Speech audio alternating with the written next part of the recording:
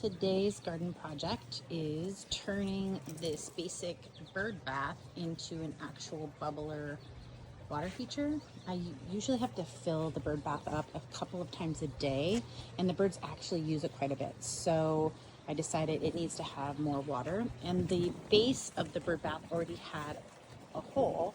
So what I'm doing is I'm just putting a reservoir in there. The bricks are to support how heavy this bird bath happens to be.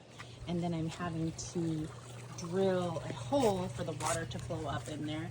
And the way that you drill a hole in masonry or concrete is with a masonry drill bit, and you have to make sure that water is running on the drill bit as you are drilling.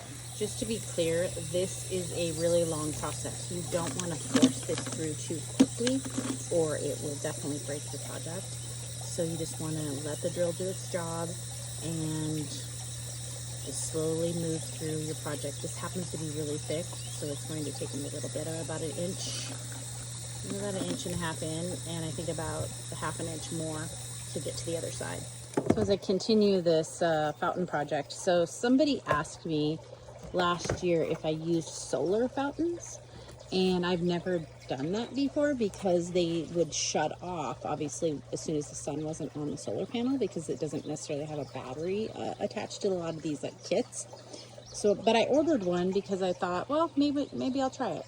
And then what I'm going to do is I'm going to put my pump inside of this, which goes inside of this net bag, and then the pump goes inside of here to keep it cleaner longer. It's not like I won't need to clean it, but what ends up happening is sediment gets down in here and it clogs these very small slits, and it messes with the flow of the water. So I'm going to do this as an experiment, and then it does get plugged into a solar panel, but if it shuts off at night, this particular project will be okay because it'll just drain into the basin below. I have everything down inside of there with my lines coming up and through, and now I'm going to put the rocks in place. So bird bath in place with shims to make sure that it is level, and the tubing coming up to the hole that I drilled.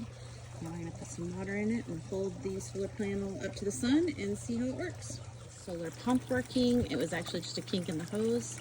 It really is powerful enough, and I just have to figure out where to put the actual panel. Right now obviously it's just facing the sun, and we'll see how that works. I'd like to find one that has a battery so that it's holding a charge so that it doesn't turn off as soon as there's not direct sunlight on it. On this solar fountain project, I found a inline panel battery that was compatible, so now it will run even when the sun isn't on it. So now I just need to figure out how to inconspicuously hide this solar panel so that it isn't right out here in the open. But so far so good. Now I just need to disguise the basin and we're probably good to go. The project continues. I'm going to finish it up today by covering the reservoir underneath. I put some fine screen so that all of the seed pods that drop out of USG do not clog up the pump, even though the pump is inside of a protective little box that has a screen around it as well. But I kind of want to make this really green, so I'm going to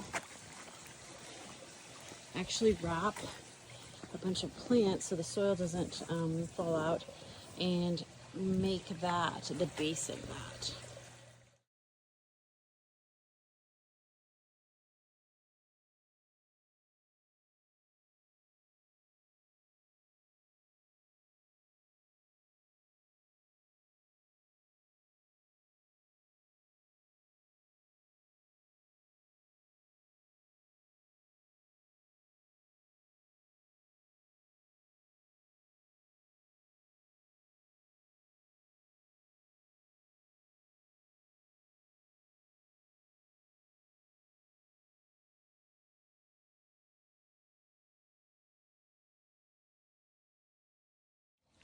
Here's the completed bird bath converted into a bubbler, and I just added some driftwood around all the mosses and grasses that I put in burlap sacks, and those get watered by the drizzling water that comes down out of the bubbler.